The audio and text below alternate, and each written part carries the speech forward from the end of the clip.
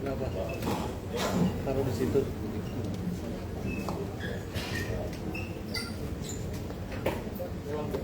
Sudah? Udah, Pak. Sudah. Ya. Belum, Pak, belum. Belum.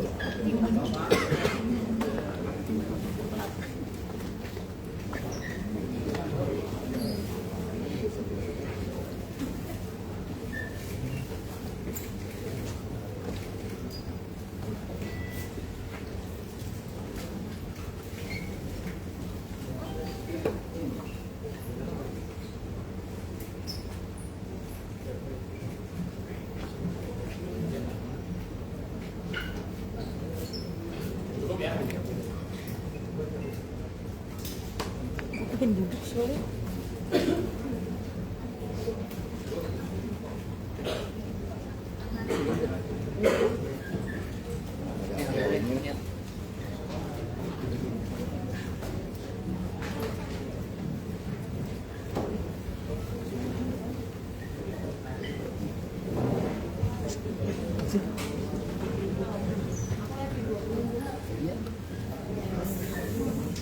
Nyep.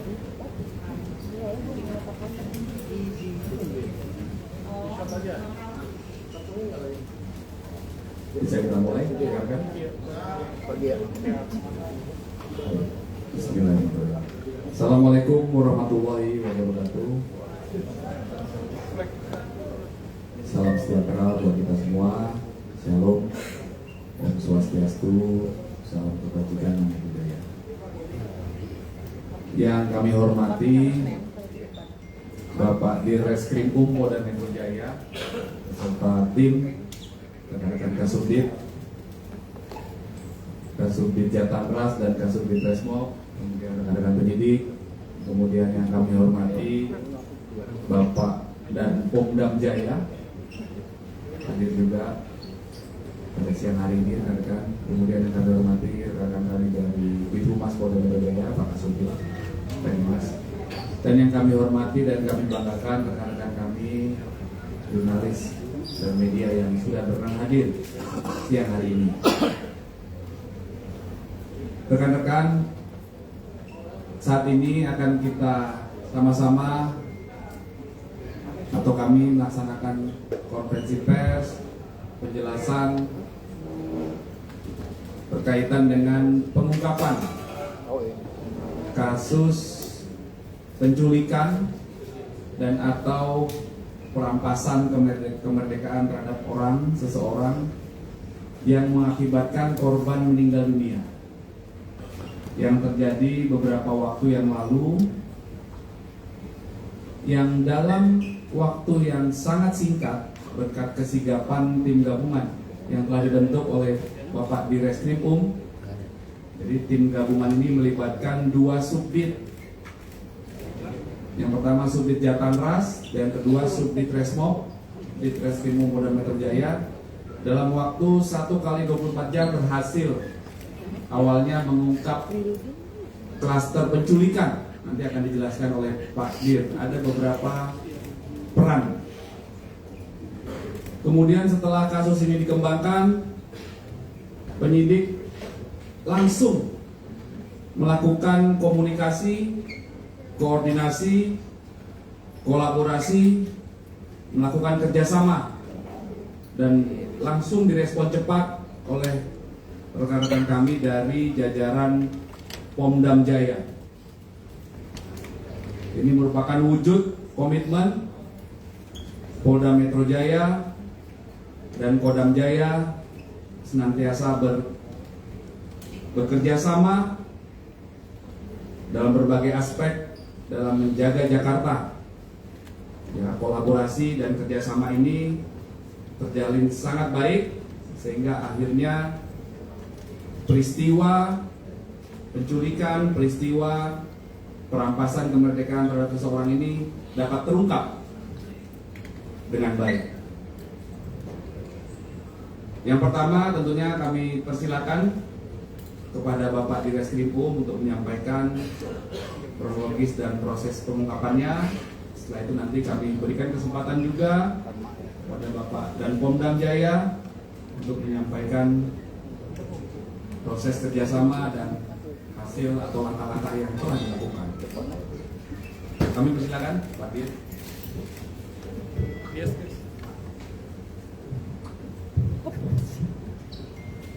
Bismillahirrahmanirrahim. Assalamualaikum warahmatullahi wabarakatuh. Selamat siang dan salam sejahtera bagi kita semua. Om Swastiastu, Namo Buddhaya, Salam Kebajikan. Yang kami hormati Pak Kabid Humas Polda Metro Jaya, yang kami hormati Bapak dan Pemdam Jaya beserta tim penyidik dari Pemdam Jaya,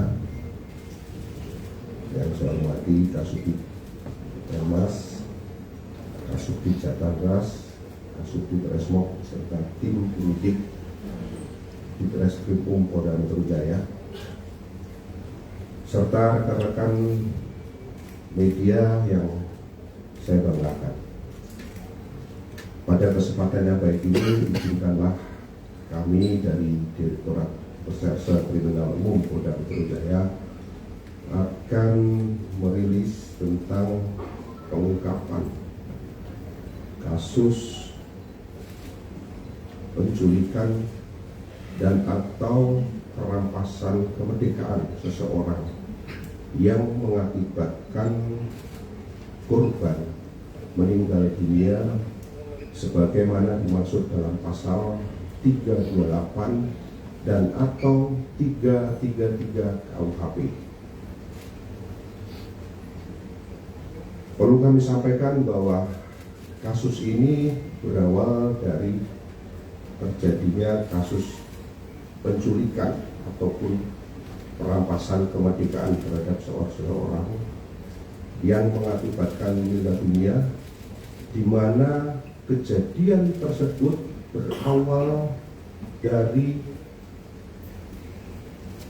lokasi parkiran Lotemat Pasar Rebo di Jalan TB Simatupang, Kelurahan Susukan, Kecamatan Cilacap, Jakarta Timur. Bahwa peristiwa tersebut terjadi pada tanggal 20 Agustus 2025 sekira pukul 14.00. Yang selanjutnya kasus tersebut dilaporkan oleh pelapor di Polres Metro Jakarta Timur. Perlu kami sampaikan bahwa identitas daripada korban yaitu dengan inisial MIP yang merupakan karyawan sebuah BUMN yang menjabat sebagai Kepala Cabang Pembantu BRI di Cempaka Putih, Jakarta Pusat. Adapun motif daripada para pelaku melakukan perbuatannya yaitu para pelaku ataupun para tersangka berencana untuk melakukan pemindahan uang dari rekening dorman ke rekening penampungan yang telah dipersiapkan. Rekan-rekan sekalian, bahwa peristiwa ataupun kronologis daripada kejadian tersebut berawal dari sekitar bulan Juni tahun 2025. Pelaku atas nama C alias K bertemu dengan saudara pelaku BH, di mana pada saat itu C alias K memiliki data rekening dorman di beberapa bank. Kemudian saudara C alias K memiliki rencana untuk memindahkan uang dari rekening dorman tersebut ke rekening penampungan yang telah dipersiapkan. Sehingga dalam rencana ini Candy C alias Ken sudah menyiapkan tim IT. Namun untuk melaksanakan hal tersebut memerlukan persetujuan ataupun otoritas dari kepala bank. Sehingga pelaku atas nama C alias K mengajak DH untuk mencari kepala cabang ataupun cabang pembantu yang bisa diajak bekerja sama dalam rangka pemindahan uang tersebut dari rekening dorman ke rekening yang telah dipersiapkan ataupun rekening penampungan. Kemudian pada tanggal 30 Juli 2025, C alias K bersama dengan pelaku atas nama DH dan AAM melakukan pertemuan. Hal tersebut dikarenakan C alias K memiliki informasi terkait data rekening dorman yang ada di Bank BRI. Kemudian C alias K menyampaikan karena upaya-upaya sebelumnya untuk mendekati kepala cabang tidak pernah berhasil, maka pekerjaan pergeseran dana tersebut akan berhasil apabila dilakukan dengan dua opsi ataupun dua metode. Opsi pertama, melakukan pemaksaan dengan kekerasan dan ancaman kekerasan. Setelah itu, korban akan dilepaskan. Kemudian, opsi yang kedua, melakukan pemaksaan dengan kekerasan dan atau ancaman kekerasan. Dan apabila berhasil, maka korban akan dihilangkan atau dalam arti kata korban akan dibunuh. Selanjutnya, pada tanggal 31 Juli 2025, C alias K bersama dengan DW dan saudara AAM kembali melakukan pertemuan untuk membahas apakah akan dilaksanakan opsi 1 ataupun opsi 2. Kemudian pada tanggal 12 Agustus 2025, C alias K bersama dengan DH berkomunikasi melalui WhatsApp. Dan di dalam komunikasi tersebut mereka memutuskan untuk memilih opsi 1, yaitu melakukan pemaksaan dengan kekerasan ataupun ancaman kekerasan. Setelah itu korban dilepaskan. Pada tanggal 16 Agustus 2025, pelaku atas nama DH mengajak saudara JP, di mana pertemuannya dilaksanakan di salah satu tempat di sekitar kota wisata Cibubur, dan menanyakan apakah memiliki kenalan dari kelompok preman atau orang yang bisa membantu mereka dalam melaksanakan pekerjaan ini, boleh dari sipil ataupun boleh dari aparat. Selanjutnya, pada tanggal 17 Agustus 2025 sekitar pukul 09.00, pelaku atas nama JP menindaklanjuti permintaan saudara DH untuk mendatangi rumah saudara M. Setelah itu, sekitar pukul 20.00 di salah satu kafe di daerah kota wisata Cibubur dilakukan pertemuan kembali yang dihadiri oleh Saudara DH, Saudara JP, Saudara AAM, dan Saudara N. Jadi dalam pertemuan tersebut ada 4 orang yang hadir dengan tujuan untuk membahas terkait persiapan untuk dilakukan penculikan terhadap korban. Pada tanggal 18 Agustus 2025 dilaksanakan pertemuan kembali yang dihadiri oleh Saudara DH, Saudara AAM, Saudara JP, dan Saudara N di salah satu kafe di kota wisata di daerah Cibubur untuk membahas persiapan penculikan. Di dalam pertemuan tersebut, DH dan AAM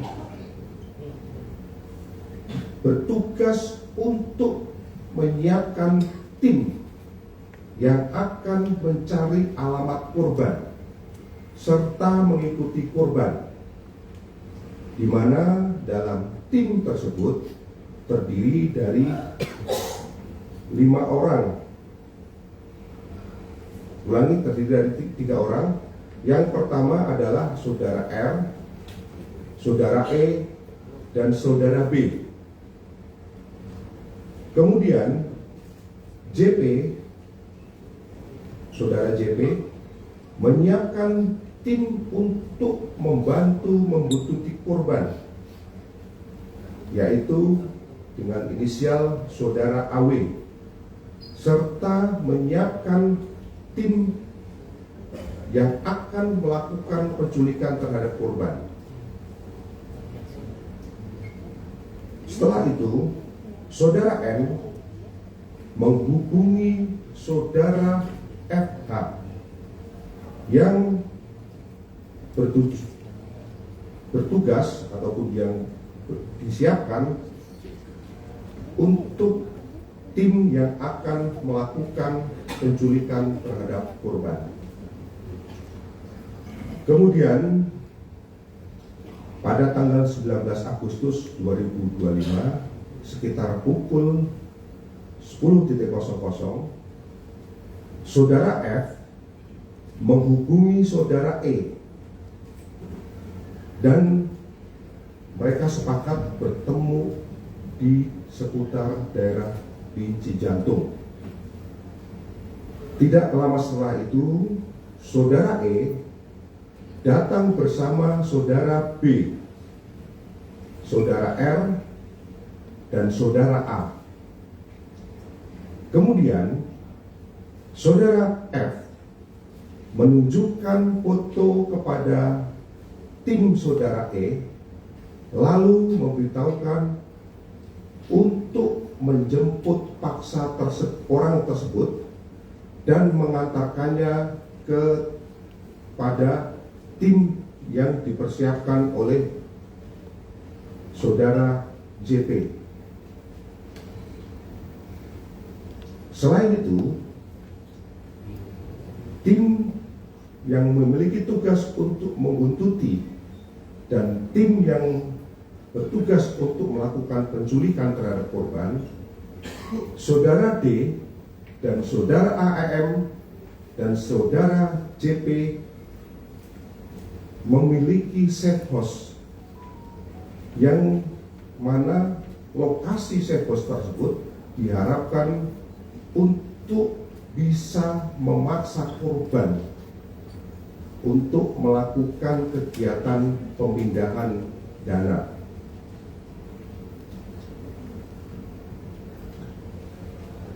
Rekan-rekan sekalian, selanjutnya pada tanggal 20 Agustus 2025, setelah dilakukan serangkaian kegiatan pembuntutan terhadap korban, kemudian pada saat sekitar pukul 15.30 waktu Indonesia bagian Barat di parkiran Lotemat Pasar Rebo, Jakarta Timur, korban berhasil diculik oleh tim yang berisi pelaku saudara E, saudara R, saudara B, saudara R, dan saudara A. Di mana di dalam penculikan tersebut, kelima orang pelaku menggunakan kendaraan Avanza warna putih. Ini yang terekam di CCTV, rekan sekalian. Dan selanjutnya, setelah berhasil melakukan penculikan, dibawa pergi untuk diserah terimakan kepada tim lain, yaitu tim yang berisi pelaku JP, pelaku N, pelaku atas nama U, dan pelaku D. Di mana di dalam serah terima tersebut, korban yang tadinya di Avanza warna putih digeser ke mobil Fortuner warna hitam, tepatnya di wilayah Kemayoran, Jakarta Pusat, sekitar pukul 21.00. Selanjutnya, dari pukul 21.00, setelah korban berada di penguasaan tim saudara JP, N, U, dan D, untuk menunggu tim penjemput yang dipersiapkan oleh saudara C alias K, yang rencananya akan dibawa ke set pos yang telah disiapkan. Karena tim penjemput tidak kunjung datang, sedangkan pada saat itu korban kondisi sudah dalam keadaan lemas. Akhirnya korban dibuang di daerah Serang Baru, Cikarang, dalam keadaan kondisi kaki maupun tangan masih terikat dan mulut dalam kondisi terlakban atau dilakban. Selanjutnya pada tanggal 21 Agustus 2025 sekitar pukul 05.30,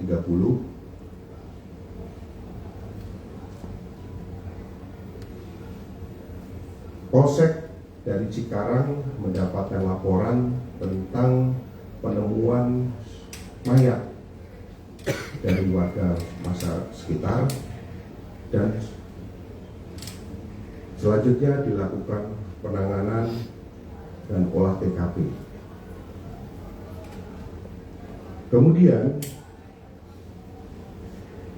setelah dilakukan visum, kami sudah mendapatkan hasil sementara daripada visum et repertum, di mana korban meninggal diakibatkan karena kekerasan benda tumpul pada leher yang menekan jalannya nafas dan pembuluh nadi besar, pembuluh nadi besar, sehingga menimbulkan ataupun menyebabkan mati lemas. Namun hasil tersebut masih belum final karena kami masih menunggu hasil pemeriksaan toksikologi. Rekan-rekan sekalian, selanjutnya tim gabungan dari Subditresmob dan Jatadras setelah melakukan serangkaian penyelidikan dan pendalaman dengan mengumpulkan keterangan saksi-saksi maupun alat bukti yang ada, alhamdulillah akhirnya kami berhasil mengamankan sebanyak 15 orang tersangka, di mana Dari 15 tersangka tersebut, kami membagikan menjadi 4 kategori clustering atau 4 kategori atau 4 cluster. Cluster yang pertama yang merupakan otak perencana pelaku penculikan. Ini terdiri daripada 4 orang. Adapun identitasnya adalah C alias K, di mana peran daripada C alias K ini adalah mengatur dan menghadiri pertemuan dengan pelaku DWI. Kemudian yang kedua, menyiapkan rencana dan menyiapkan tim IT untuk perpindahan uang dari rekening dorman ke rekening penampungan. Kemudian peran yang ketiga adalah mencari ataupun yang pelaku C ini memiliki informasi tentang rekening-rekening dorman yang ada di bank. Selanjutnya, pelaku yang kedua adalah pelaku DW. Pelaku DW ini perannya adalah yang pertama menghadiri pertemuan dengan saudara C alias K. Kemudian saudara DH ya, bukan DW. Saudara DH menghubungi saudara JP untuk mencari tim penculik. Kemudian yang berikutnya menyiapkan tim yang bertugas untuk membuntuti korban. Kemudian yang berikutnya lagi, saudara DH yang merencanakan penculikan terhadap korban. Kemudian yang berikutnya lagi, memberikan uang sebesar 60 juta kepada JP untuk operasional daripada penculikan.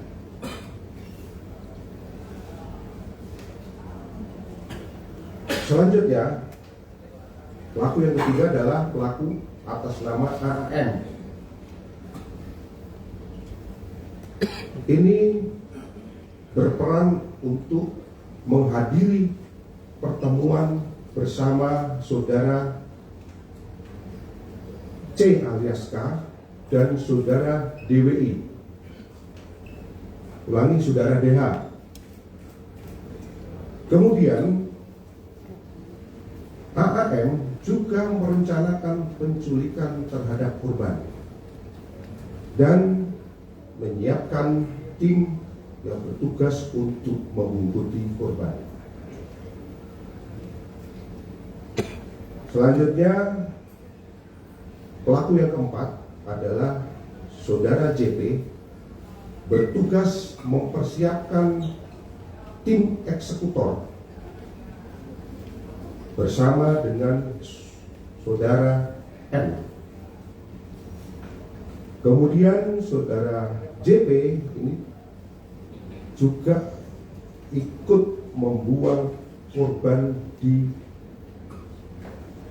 Cikarang bersama saudara N. Kemudian yang ketiga berperan mengkoordinir dan mengawasi jalannya pembuntutan sampai dengan kegiatan daripada penculikan terhadap korban. Kemudian yang peran yang berikutnya adalah memberikan uang sebesar 150 juta kepada saudara N untuk operasional penculikan. Karena sekalian, itu adalah klaster daripada otak perencana penculikan terhadap korban. Kemudian klaster yang kedua ini merupakan klaster eksekutor penculikan terhadap korban, di mana di dalam klaster penculikan terhadap korban ini kami berhasil mengamankan sebanyak 5 orang tersangka Yang pertama dengan inisial E, ini berperan memasukkan secara paksa korban ke dalam mobil Avanza putih, kemudian melakukan penganiayaan kepada korban. Yang berikutnya melilitkan lakban ke wajah korban, kemudian mengikat tangan korban dengan tali rafia. Dan pelaku E menerima uang sebesar 45 juta rupiah dari saudara FH untuk operasional penculikan, yang kemudian uang tersebut dibagikan kepada 4 rekannya yang lain, masing-masing dengan besaran 8 juta rupiah. Selanjutnya, pelaku yang kedua atas nama REH ini berperan membantu saudara E, pelaku yang pertama, untuk memegangi korban dari belakang dalam proses melilitkan lakban dan mengikat tangan korban. Selanjutnya, pelaku JRS ini berperan untuk membantu saudara E memegangi tangan korban dari kanan, ya bagian tangan bagian kanan, dalam proses melilitkan lakban dan mengikat tangan korban. Selanjutnya, pelaku atas nama AT ini berperan membantu saudara E untuk memasukkan korban secara paksa ke dalam mobil Avanza putih. Kemudian membantu saudara E memegangi korban dari kiri dalam proses ketika dilakukan lilit lakban dan pengikatan tangan korban. Sedangkan pelaku yang kelima adalah pelaku EWB. Ini merupakan driver daripada mobil Avanza pada di klaster ini ada terlibatan oknum TNI. Nanti untuk lebih jelas akan disampaikan oleh Danpom Jaya, baik identitas maupun peran daripada tersangka tersebut. Adapun klaster yang ketiga adalah klaster penganiayaan yang mengakibatkan korban meninggal dunia. Ini sebanyak 3 orang. Yang pertama adalah saudara JP, yang mana JP ini juga merupakan salah satu otak perencana, tapi juga sekaligus sebagai eksekutor. Karena seperti kita ketahui bersama bahwa JP ini juga berada di dalam mobil Fortuner warna hitam, yang mana korban ketika dipindahkan setelah diculik itu dipindahkan dari Avanza putih ke Fortuner hitam. Adapun peran saudara JT yaitu menginjak kaki korban pada saat dalam mobil Fortuner dan membuang korban bersama saudara N.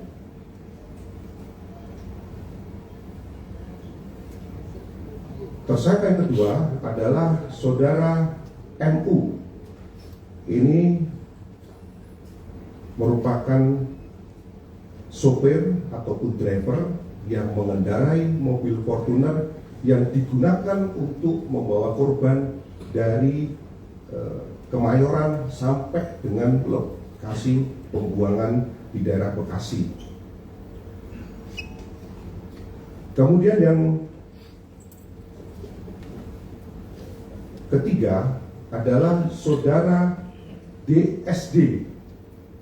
ini merupakan driver juga yang tadi bergantian dengan saudara MU. Jadi ini driver Fortuner karena bergantian. Jadi pada saat di dalam mobil tersebut karena terjadi penganiayaan, si MU ini nggak kuat pada saat nyopir karena sedikit oleng, sehingga digantikan oleh saudara DS. Kemudian di dalam klaster ini terdapat satu tersangka yang merupakan oknum TNI. Nanti akan dijelaskan detail oleh Danpom Jaya. Kemudian yang klaster keempat yaitu klaster surveillance ataupun orang yang bertugas membuntuti korban. Ini berhasil kita tangkap sebanyak 4 orang. Yang pertama adalah saudara AW, kemudian yang kedua adalah saudara EWH, sedangkan yang ketiga adalah saudara RS, yang keempat adalah saudara AS. Rekan-rekan sekalian, dari kasus tersebut masih ada 1 orang yang belum tertangkap dan kami tetapkan sebagai DPO. Ini dengan inisial EG. Ini perannya adalah sebagai tim yang masuk dalam kategori klaster 4 yang dimana ikut membuntuti korban. Ini adalah DPO-nya.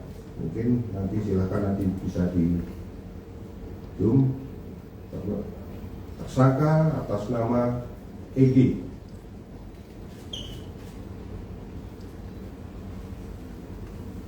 Rekan-rekan sekalian, dari hasil penyelidikan dan penyidikan serta pendalaman yang telah dilakukan oleh tim penyidik terhadap para tersangka dipersangkakan dengan pasal tindak pidana penculikan dan atau merampas kemerdekaan orang sebagaimana dimaksud dalam pasal 328 dan atau 33 ayat 3 yang mana ancaman hukumannya adalah selama-lamanya 12 tahun. Mungkin ini yang perlu kami sampaikan dari kami, Direktorat Reserse Kriminal Umum Polda Metro Jaya. Selanjutnya kami kembalikan kepada Bapak Kabid Humas. Terima kasih. Baik, terima kasih. Selanjutnya kami persilakan kepada Bapak Danpom Jaya untuk memberikan penjelasan.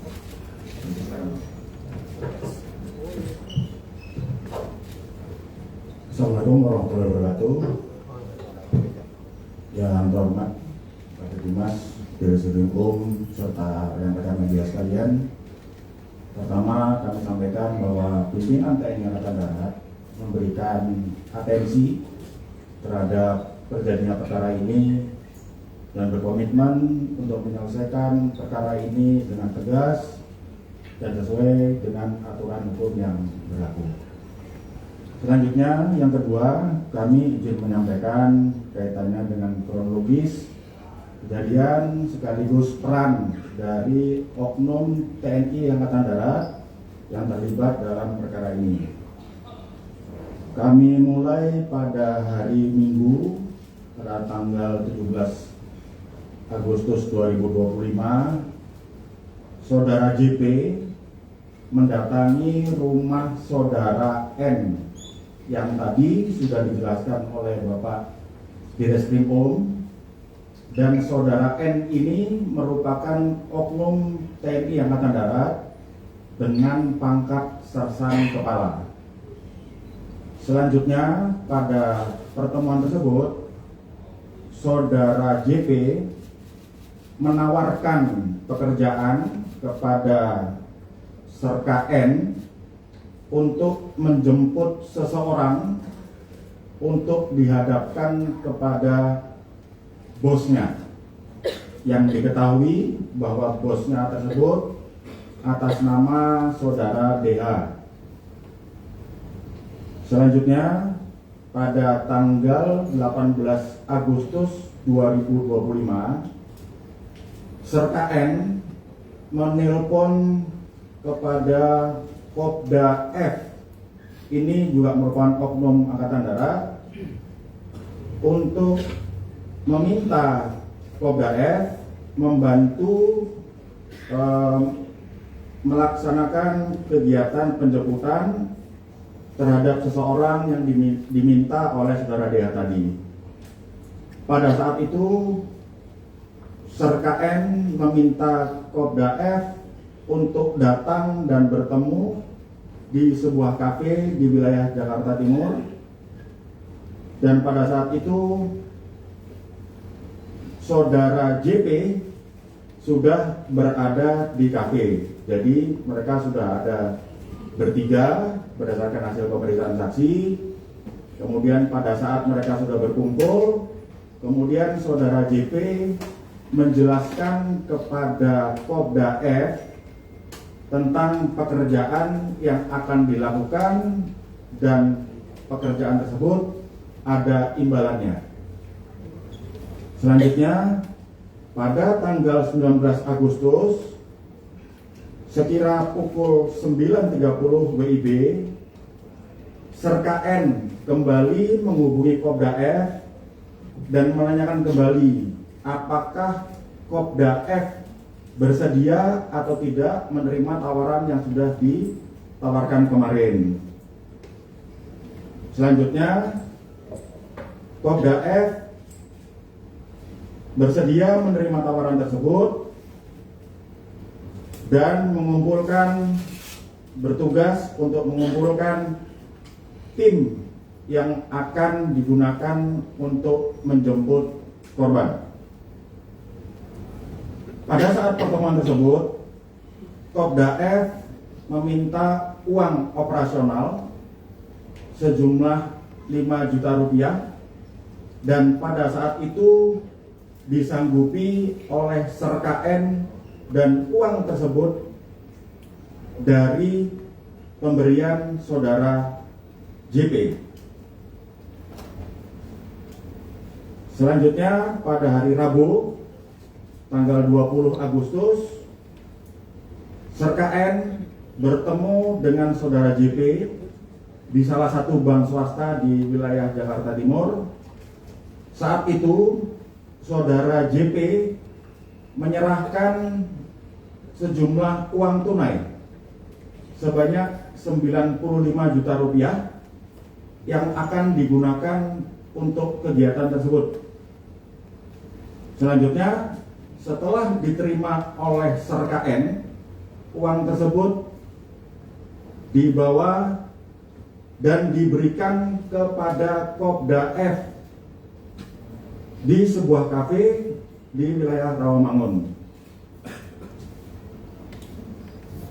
Kemudian setelah Kopda F menerima uang, kemudian Kopda F menghubungi saudara EW untuk bertemu di sebuah kafe. Kemudian setelah dihubungi, saudara EW datang bersama dengan 4 orang lainnya dengan inisial saudara AT, saudara JR, saudara RA, dan saudara EW dengan menggunakan mobil Avanza warna putih.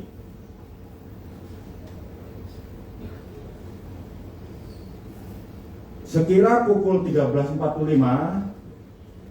saudara JP memberikan informasi kepada Kopda F bahwa korban berada di sebuah perbelanjaan di wilayah Pasar Rebo, Jakarta Timur. Selanjutnya, Kopda F dengan menggunakan mobil yang lain bersama saudara EW dan kawan-kawan lainnya 4 orang yang menggunakan mobil Avanza warna putih bergerak menuju ke pusat perbelanjaan yang berada di wilayah Jakarta Timur. Selanjutnya, saudara EW memarkirkan kendaraannya di samping kendaraan korban.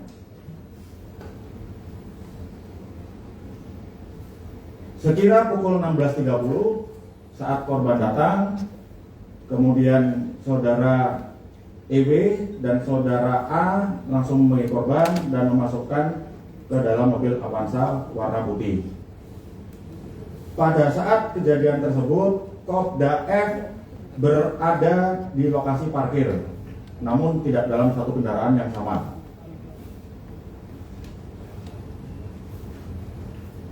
Selanjutnya, setelah korban berhasil dibawa,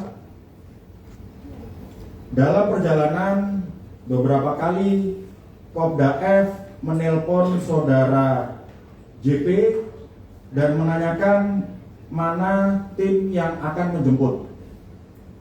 Namun, tim yang akan menjemput dan yang sudah dijanjikan kepada saudara JP itu tidak kunjung datang.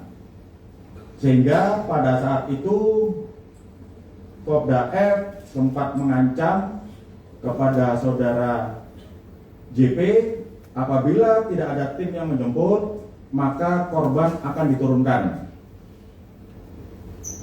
Kemudian saudara EW mengirimkan Sherlock kepada Kopda F dan meneruskan Sherlock tersebut kepada saudara JP sehingga mereka bertemu di bawah flyover di daerah Kemayoran. Pada saat di bawah flyover Kemayoran sekira pukul 19.45, saudara EW dan kawan-kawan 4 orang bertemu dengan Kopda F dan saudara JP, serta N dan saudara U yang mengendarai mobil Fortuner warna hitam. Selanjutnya korban dipindahkan dari mobil Avanza warna putih ke dalam mobil Fortuner warna hitam.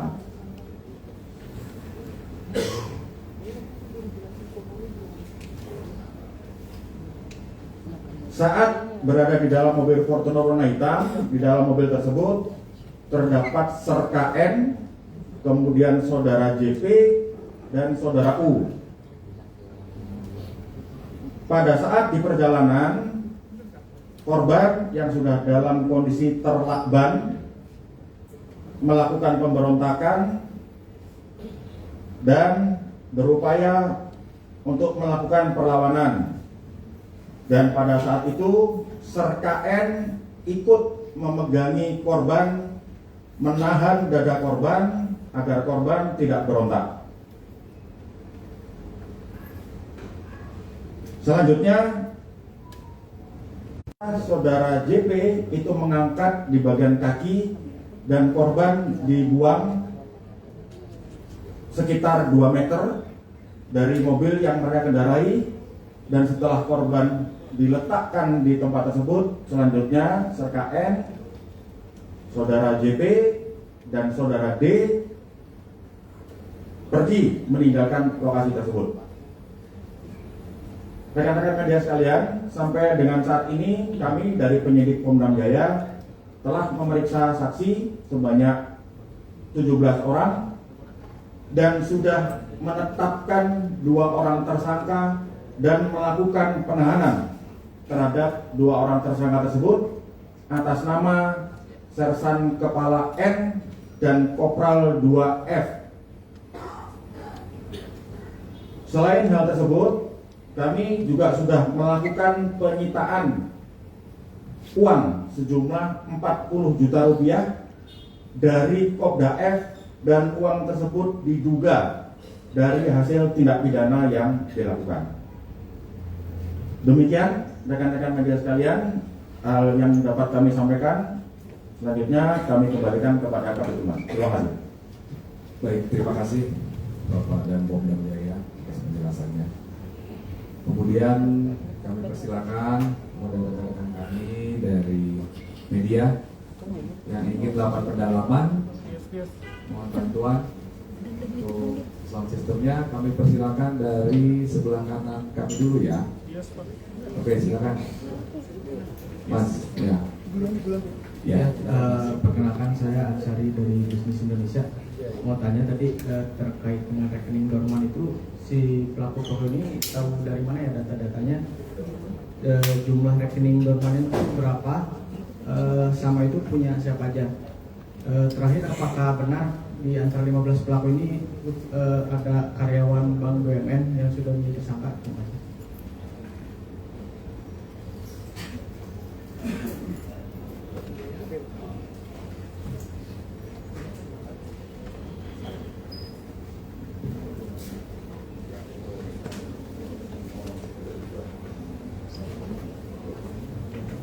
Kami persilakan.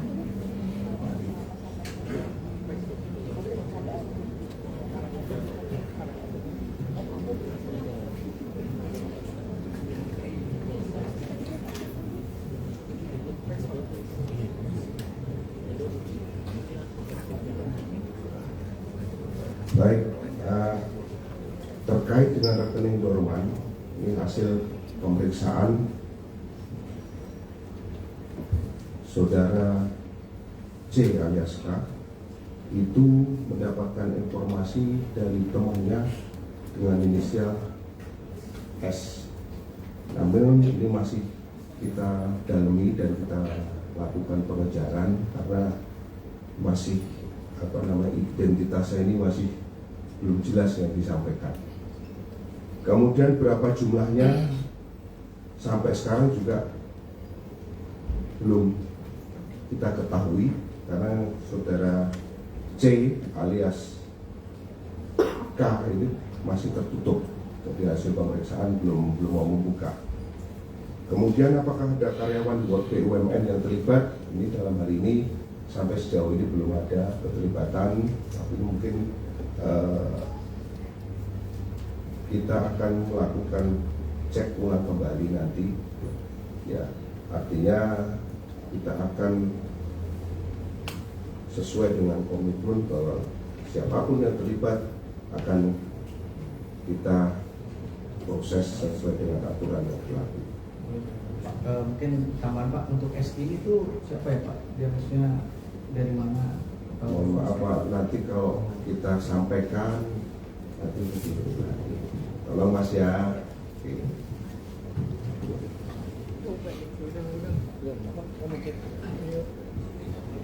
Izin Pak, saya Wedel Nabiasa dari Detikcom.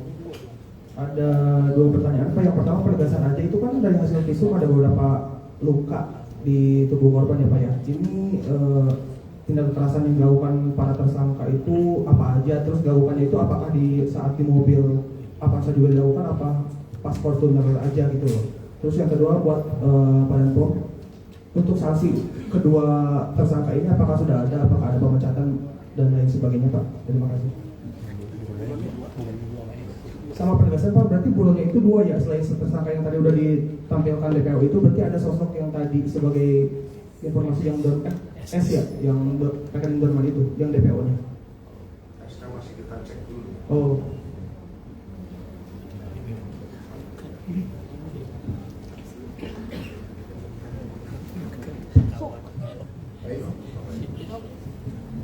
Baik, kami akan menjawab pertanyaan dari teman-teman dari Detikcom bahwa benar bahwa pada saat di mobil Avanza terjadi pemukulan yang dilakukan oleh tim yang kami katakan tim penculik di lakban. Pada saat di lakban tersebut, di lakban kemudian diikat, si korban ini melakukan perlawanan tidak menurut, sehingga si tim dari E ini yang melakukan penculikan ini atau penjemputan ini melakukan pemukulan sehingga sampai dia lemas sehingga bisa dilakukan mengikat tangannya dan melakban matanya. Kemudian setelah diserahkan kepada tim mobil Fortuner, korban juga dipukuli karena memang korban ini memberontak terus, tidak menurut hasil investigasi kami atau penyidikan kami, sehingga korban ini terus dipukuli sehingga lemas, sehingga tidak berdaya lagi, kemudian dibuang. Yang menurut pengakuan para tersangka, pada saat dibuang masih bergerak, tapi sudah lemas. Demikian, terima kasih. Alasan cuman dibuang di lokasi itu kan, ini kan udah masuk ke penculikan, kekerasan itu. Pemukiman.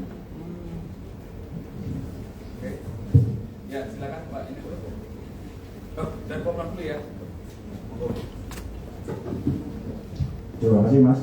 Kalau terkait dengan masalah sanksi pemecatan, tentunya ada mekanisme yang harus ditempuh, dan ini kita sedang masih dalam tahapan di kegiatan penyidikan. Adapun untuk mekanisme pemecatan itu nanti merupakan kewenangan dari pengadilan militer. Apakah yang bersangkutan ini diberikan hukuman tambahan pemecatan atau tidak? Itu merupakan kewenangan dari pengadilan. Demikian. Megang data dorman itu memang karena sudah ahlinya gitu dalam hal ini. Dia sudah memang pernah melakukan hal serupa atau gimana?